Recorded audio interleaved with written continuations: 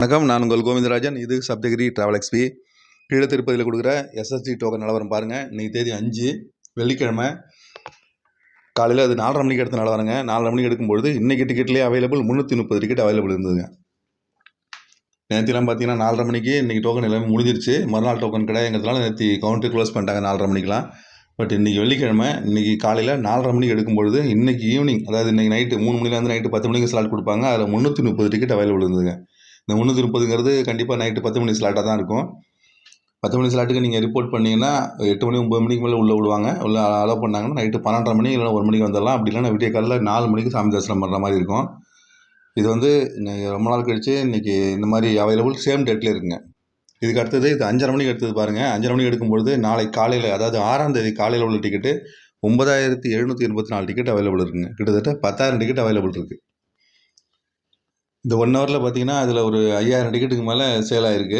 Maximum 5000 டிக்கெட்டாக கொடுத்துருப்பாங்கன்னு நம்புகிறோம். அதில் 15,000 டிக்கெட்னா அதில் 5000 போச்சுன்னா பாக்கி 10,000 டிக்கெட் இன்னும் அவைலபிள் இருக்குது. கண்டிப்பாக இது வந்து ஒரு 8 மணி வரைக்கும் டிக்கெட் கிடைக்கிறதுக்கு வாய்ப்பு இருக்குங்க. இன்றைக்கி பொழுது ஒடிஞ்சு திருப்பதி வர்றவங்களுக்கு 8 மணி வரைக்கும் கண்டிப்பாக டிக்கெட் கிடைக்குங்க. யாராவது திருப்பதிக்கு இன்றைக்கி டிக்கெட் வாங்க போகிறவங்க என்னோடய யூடியூப் சேனலை ஃபாலோ பண்ணியிருந்தீங்கன்னா போய் இந்த பூதேவி காம்ப்ளெக்ஸில் போய் டிக்கெட் வாங்கிங்க. கண்டிப்பாக 8 மணி வரைக்கும் அவைலபிள் இருக்குங்க. அது 9784 டிக்கெட்டு 5:30 மணிக்கு அவைலபிள் இருக்குது.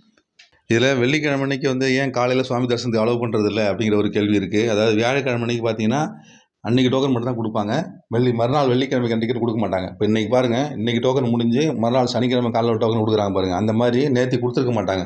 அன்றைக்கி டோக்கன் மட்டும் தான் கொடுப்பாங்க. இதுக்கு என்ன காரணம்னா வெள்ளிக்கிழமை அன்றைக்கி பார்த்தீங்கன்னா அபிஷேகம் நடக்கும். ஸ்க்ரோல் ஒன்று ஓடிட்டு இருக்கு பாருங்கள். அதில் பார்த்தீங்கன்னா உங்களுக்கு தெரியும் வெள்ளிக்கிழமை இன்றைக்கி என்னென்ன சேவைகள்லாம் நடக்கும், அதாவது கோவிலில் இன்றைக்கி என்னென்ன ப்ரோக்ராம் நடக்கும் அப்படிங்கிறத பற்றி போட்டிருப்பாங்க. அதில் பாருங்கள் 2:30லேருந்து 3 சுப்பிரபாதம் போட்டிருப்பாங்க. அதுக்கடுத்தது தோமால சேவா அர்ச்சனான்னு போட்டிருப்பாங்க. அதுமாதிரி அதுக்கப்புறம் 4:30 மணிலேருந்து 6 மணி வரைக்கும் பாருங்கள் அபிஷேகம், அப்புறம் நிஜபாத தரிசனம்னு போட்டிருப்பாங்க. இதுதாங்க இன்றைக்கி முக்கியமான இன்றைக்கி வெள்ளிக்கிழமை அன்றைக்கி நடக்கிற ஃபங்க்ஷனு. இந்த மாதிரி சேவை நடக்கிறதுனால சாதாரண பொது தரிசனத்துக்கு அலோடு கிடையாதுங்க. பொது தரிசனம் எப்படின்னு பார்த்தீங்கன்னா விடிய காலம் 4 மணிக்கு திறந்து விடுவாங்க. 7 மணி வரைக்கும் கண்டிப்பாக எல்லோரும் அலோவ் பண்ணிகிட்டே இருப்பாங்க. 3 மணி நேரத்தில் பார்த்தீங்கன்னா ஆயிரக்கணக்கான பக்தர் சாமி பக்தர்லாம் அந்த மாதிரி இந்த அபிஷேகம் வெள்ளிக்கிழமை நடக்கிறதுனால இந்த சேவைகளை வந்து நிப்பாட்டிடுவாங்க. 4 மணிக்கு ஆரம்பித்தாங்கன்னா 7 மணி வரைக்கும் பொது தரிசனம் 3 மணி நேரம் போகும். அதுக்கப்புறம் 7 மணிலேருந்து விஐபி பிரேக் தரிசனம் அவங்க வந்து 9 மணி வரைக்கும் அவங்களுக்கு பார்ப்பாங்க. அதனால் அப்போ வந்து பொது தரிசனம் கிடையாதுங்க. வழக்கமாக 2 மணி நேரம் பிரேக் ஆகும். அதுக்கப்புறம் பார்த்தீங்கன்னா 9 மணிக்கு மேலே தான் பொது தரிசனத்துக்கு அலோவ் பண்ணுவாங்க. 9 மணிலேருந்து இரவு வரைக்கும் அனுப்பிச்சிட்டே இருப்பாங்க. அது மாதிரி இதில் பாருங்கள் 9 மணிக்கு தான் பொது தரிசனம் இன்றைக்கி போட்டிருப்பாங்க பாருங்கள். 9 மணிலேருந்து இரவு 8 மணி வரைக்கும் வரிசையாக போட்டிருப்பாங்க. அதனால தான் இன்றைக்கி வெள்ளிக்கிழமை அன்றைக்கி இந்த பொது தரிசனம் கிடையாது. மற்ற நாட்களில் உண்டு. இன்றைக்கி வெள்ளிக்கிழமை மட்டும் இந்த மாதிரி 9 மணிக்கு மேலே தாங்க ஆரம்பிக்கும். அது இந்த அபிஷேகம், நிஜபாத தரிசனம் இதெல்லாம் பார்த்தீங்கன்னா சாதாரண இப்போ நான் நார்மலாக போய் நம்ம புக் பண்ணி பார்க்க முடியாதுங்க. ஏற்கனவே டோனர்ஸுக்காக புக் பண்ண ஸ்லாட் இது எல்லாமே. இதில் நம்ம அந்த ஆர்ஜித சேவை இருக்கு பாருங்க, அதில் புக் பண்ணி நம்ம குழுக்கள் நம்ம பேர் கிடச்சிதுன்னா இந்த சேவையில் போய் நம்ம கலந்துக்க முடியும். இது வெள்ளிக்கிழமை மட்டும் நடக்கிற பூரா அபிஷேகம்னு சொல்லுவாங்க. அபிஷேக சேவைங்க அது. திருமலையில் நீங்கள் அக்காமடேஷன் எடுக்க போகும்போது நேராக நம்ம இந்த சிஆர்ஓ ஆஃபீஸுக்கு போவாங்க. அதாவது சென்ட்ரல் ரிசப்ஷன் ஆஃபீஸ்னு இருக்குது பாருங்கள், பாலாஜி பஸ் ஸ்டாண்ட் பக்கத்தில் இருக்குது. அந்த ஆஃபீஸுக்கு தான் நம்ம போவோம். அதாவது நேரடியாக ரூம் எடுக்க போகும்போது. ஆனால் அது ஆன்லைனில் எடுக்கும்பொழுது நிறைய பேர் வந்து எங்கே போகணும்னு சொல்லி கேட்பாங்க. அதுக்கும் நீங்கள் அந்த சிஆர்ஓ ஆஃபீஸ் தாங்க போகணும். அது வேறு வழியே கிடையாது. இந்த சிஆர்ஓ ஆஃபீஸுங்கிறது பார்த்தீங்கன்னா அக்காமடேஷனுக்கான ரெஜிஸ்ட்ரேஷன் ஆஃபீஸ் இல்லாமல் ஆர்ஜித சேவா புக்கிங் கவுண்டர் அது ஒன்று இருக்குது. அது தவிர சிஆர்ஓ ஏத்தால பார்த்தீங்கன்னா இன்டர்நெட் கவுண்டர் இருக்கும். அங்கே தான் நீங்கள் ஆன்லைனில் புக் பண்ணுறவங்க வந்து அங்கே ரிப்போர்ட் பண்ணணுங்க. அந்த மாதிரி தான் இதோட சிஸ்டம் இருக்குது.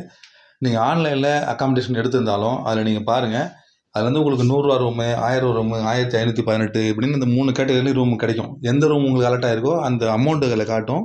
குறிப்பிட்ட ஸ்லாட் காட்டணும். 6 ஹவர்ஸ் ஸ்லாட்டு பாருங்கள். அந்த ஸ்லாட்டில் குறிப்பிட்ட நேரத்தில் நீங்கள் வந்து ரிப்போர்ட் பண்ணணும். அந்த இடத்துல வந்தீங்கன்னா உங்களுக்கு அலர்ட் ஆகிருக்குன்னு சொல்லி காட்டும். அதுதான் அதில் இருக்கும். மற்றபடி இந்த 6 மணி நேரத்தில் நீங்கள் எப்போ வந்து இந்த இடத்துல ரிப்போர்ட் பண்ணீங்களோ அதுக்கப்புறம் தான் உங்களுக்கு டைம் ஆக்சுவலாக 24 ஹவர்ஸ் ஸ்டார்ட் ஆகும். நீங்கள் இந்த சிஆர் ஆஃபீஸுக்கு ஏற்றாவில் இருக்கிற இன்டர்நெட் கவுண்டர் இருக்கும் பாருங்கள், அந்த இடத்துக்கு வந்து பெரிய போர்டு போட்டிருப்பாங்க. ஒரு இன்டர்நெட் கவுண்டர் வச்சுருக்காங்க. அந்த இடத்துல போயிட்டு உங்களோட ரிசிப்ட்டை கொண்டு அவங்கள்ட்ட கொடுக்கணுங்க. அவங்க கம்ப்யூட்டரில் அதை ஸ்கேன் பண்ணுவாங்க. அது மேலே ஒரு கியூஆர் கோடு இருக்கும் பாருங்கள் உங்கள் ரிசிப்ட்டில், அதை வந்து அவங்க ஸ்கேன் பண்ணுவாங்க. ஸ்கேன் பண்ணாங்கன்னா அடுத்த ஒரு 10 நிமிஷத்துக்குள்ளே எந்த ஃபோன்லேருந்து நீங்கள் வந்து புக் பண்ணீங்களோ அந்த ஃபோனுக்கு மெசேஜ் வரும். அதாவது எந்த இடத்துல அலர்ட் ஆகிருக்குன்னு மெசேஜ் வரும். எதுக்காகன்னா இப்போ 100 ரூபா கட்டேஜ்னு பார்த்தீங்கன்னா நிறையா இருக்குங்க.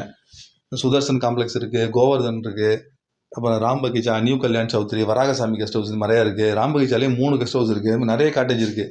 எதில் அலர்ட்டாக இருக்குன்னு நமக்கு தெரியாது. அதுமாதிரி 1000 ரூம்லேயும் அப்படி 4 டைப் இருக்குது. 1500 ரூபாயிலையும் 6 டைப் பில்டிங்ஸ் இருக்குது. அதுமாதிரி எந்த இடத்துல எந்த ரூம் அலர்ட்டாக இருக்குங்கிறதுலாம் அதில் பண்ண மாட்டாங்க. அப்போதைக்கு எது வேக்கண்ட் இருக்கோ அதுதான் கொடுப்பாங்க. 100 ரூம்னா அதில் எந்த நிறைய ஏகப்பட்ட 100 கணக்கில் ரூம் இருக்குது. அதில் எந்த பில்டிங்கில் வேக்கண்ட் இருக்கோ அதுதான் கொடுப்பாங்க. அந்த மாதிரி வேக்கன்ட் இருக்கிறது தெரிஞ்சுக்கிட்டோம்னா நீங்கள் வந்து அந்த சிஆர் ஆஃபீஸுக்கு நீங்கள் அந்த டயத்துக்குள்ளே போகணுங்க. அந்த 6 ஹவர்ஸ் ஸ்லாட்டுக்குள்ளே நீங்கள் அங்கே போனீங்கன்னா அவங்க ஸ்கேன் பண்ணிவிட்டு அதுக்கப்புறம் என்ன செய்வாங்கன்னா 10 நிமிஷம் மெசேஜ் வரும். இன்கேஸ் உங்களுக்கு மெசேஜ் வரலன்னு வச்சுங்க, நெட்வொர்க் சரியில்லை இல்லை வேறு ஏதாவது அவங்க சைடில் ஏதாவது ப்ராப்ளம் அப்படின்னா கரெக்டாக சொல்லுவாங்க. அவங்களே சொல்லுவாங்க 10 நிமிஷம் கழிச்சு திரும்ப வந்துருங்கம்பாங்க. வரலன்னா கரெக்டாக 10 நிமிஷம் கூட நீங்கள் போகலாங்க.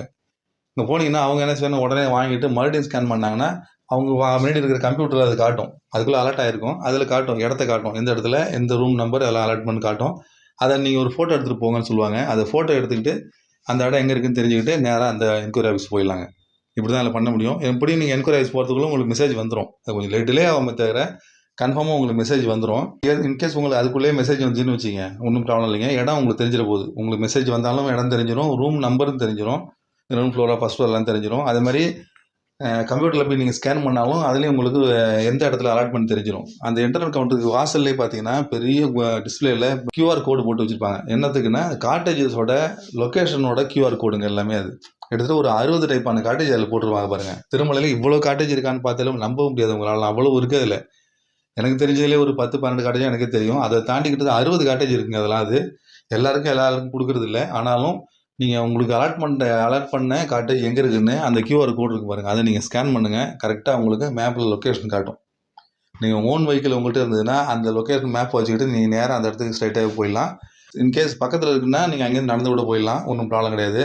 நீங்கள் பஸ்லையோ இல்லை தனியாக டாக்ஸியில் தான் போக போகிறேன் அப்படிங்கிற பட்சத்தில் அந்த கியூஆர் கோடெலாம் தேடணும் அவசியம் இல்லைங்க. டேரெக்டாக வெளில போய் இந்த காட்டேஜோட பேரை சொன்னீங்கன்னா நேராக கொண்டு என்கொயரி ஆஃபீஸில் கொண்டு விட்டுருவாங்க. அந்த கியூஆர் கோடு ரொம்ப ரொம்ப யூஸ்ஃபுல்லாக இருக்குங்க. எல்லா காட்டேஜுக்குமே இங்கே கியூஆர் கோடு வச்சுருக்காங்க. அந்த மாதிரி தான் அதில் போகணும். இந்த மாதிரி ஆன்லைனில் நீங்கள் புக் பண்ணாலும் சரிதாங்க, நேராக இந்த சிஆர்ஓ ஆஃபீஸுக்கு கண்டிப்பாக வந்து தான் ஆகணும். வந்தால் தான் உங்களுக்கு அந்த அலாட்மெண்ட் கிடைக்கும். எப்போ உங்களுக்கு மெசேஜ் வருதோ அதுலேருந்து 24 ஹவர்ஸ் தான் கணக்குங்க. அங்கே நீங்கள் போய் அங்கே ரிப்போர்ட் பண்ணி அதுக்கப்புறம் அங்கேருந்து டைம்லாம் கிடையாது. எந்த நேரத்துக்கு உங்களுக்கு மெசேஜ் வருதோ அதுலேருந்து 24 ஹவர்ஸுக்குள்ளார நீங்கள் காலி பண்ணணும். அப்படி தான் அதில் கணக்கு. ஆஃப்லைனில் எடுக்கும்போது பார்த்தீங்கன்னா நீங்கள் அந்த இன்டர்நெட் கவுண்டருக்கு ஆப்போசிட்டில் தான் சிஆர்ஓ ஜென்ரல் போதுன்னு இருக்கும். அங்கே போய் தான் நீங்கள் ரிஜிஸ்டர் பண்ணிவிட்டு நீங்கள் ரூம் எடுப்பீங்க. அதில் ரூம் எடுத்த பிறகு அதுலேயே உங்களுக்கு மெசேஜ் ஃபோனில் ஒரு 2 மணி நேரம் கழிச்சு 3 மணி நேரம் கழிச்சு மெசேஜ் வரும். அதுலேயும் உங்களுக்கு மாதிரி இதே மாதிரி தான் வரும். எந்த இடத்துல அலர்ட் ஆகிருக்கு, இந்த டைமிங் வந்துடும். அதுலேருந்து 24 ஹவர்ஸ் தான் கணக்கு அதில். அதுக்கப்புறம் நீங்கள் அந்த சிஆர் ஆஃபீஸ் வரணும்னு அவசியம் இல்லைங்க. அதாவது ஆஃப்லைனில் நேரடியாக போய் ரூம் எடுக்கிறவங்க அலாட்மெண்ட் கிடைச்ச பிறகு மெசேஜ் வந்த பிறகு நீங்கள் சிஆர் ஆஃபீஸ் வர வேண்டிய அவசியம் இல்லை. டேரெக்டாக நீங்கள் அந்த என்கொயரி ஆஃபீஸுக்கு போகலாம். இப்போ ஹெச்விசியில் கிடச்சிதுன்னா டேரெக்டாக நீங்கள் ஹெச்விசியோட என்கொயரி ஆஃபீஸ் தான் போகணும். அங்கே போய் தான் நீங்கள் பேமெண்ட் பண்ணணும். இங்கே அதுக்கு சம்மந்தமே கிடையாதுங்க. அதுக்கப்புறம் அந்த ரெஜிஸ்ட்ரேஷனோட இங்கே முடிஞ்சு போச்சு. நீங்கள் அங்கே தான் போய் பேமெண்ட் பண்ணணும். அதுக்கப்புறம் அங்கே அவங்க ஸ்லிப் ஒன்று கொடுப்பாங்க. அதை வாங்கிட்டு நீங்கள் அந்த சாவி வாங்கிட்டு ரூமுக்கு போகணும். திரும்ப அதுமாரி காலி பண்ணிவிட்டு அங்கேருந்து நீங்கள் வந்துடலாம். அந்த மாதிரி தான் இது. இந்த இன்டர்நெட் கவுண்டர் வந்து ஸ்டார்டிங் பாயிண்ட் மட்டும் தான், எண்டிங் பாயிண்ட் இங்கே வர வேண்டிய அவசியம் இல்லைங்க. இந்த அக்காமடேஷனை பொறுத்த வரைக்கும் சிஆர்ஓங்கிறது ரொம்ப ரொம்ப மஸ்டான இடம். அதனால் நீங்கள் அக்காமடேஷன் எடுக்கலைன்னா கூட இந்த சிஆர் ஆஃபீஸ் எங்கே இருக்குது, அந்த கவுண்டரில் எங்கே இருக்குது அப்படின்னு தெரிஞ்சு வச்சுட்டிங்கன்னா நாளைக்கு உங்களுக்கு அடுத்தவங்க நீங்கள் மறுபடியும் நீங்கள் போனாலும் யூஸாக இருக்கும். இல்லை வேறு யாராவது நண்பர்களாக போனால் உங்கள் நண்பர்கள் யாராவது போனால் கூட அவங்களுக்கு சொல்லி அனுப்புறது ஈஸியாக இருக்குங்க. இந்த அக்காமடேஷன் சம்மந்தமாக எந்த சந்தேகம் இருந்தாலும் அந்த கமெண்ட்டில் கேளுங்க. நான் என்னால் முடிஞ்ச அளவுக்கு விளக்கம் கொடுக்குறேன். மறுபடியும் இது மாதிரி இன்னொரு அப்டேட்ஸோடு உங்களை மீண்டும் சந்திக்கிறேன். நன்றி, வணக்கம்.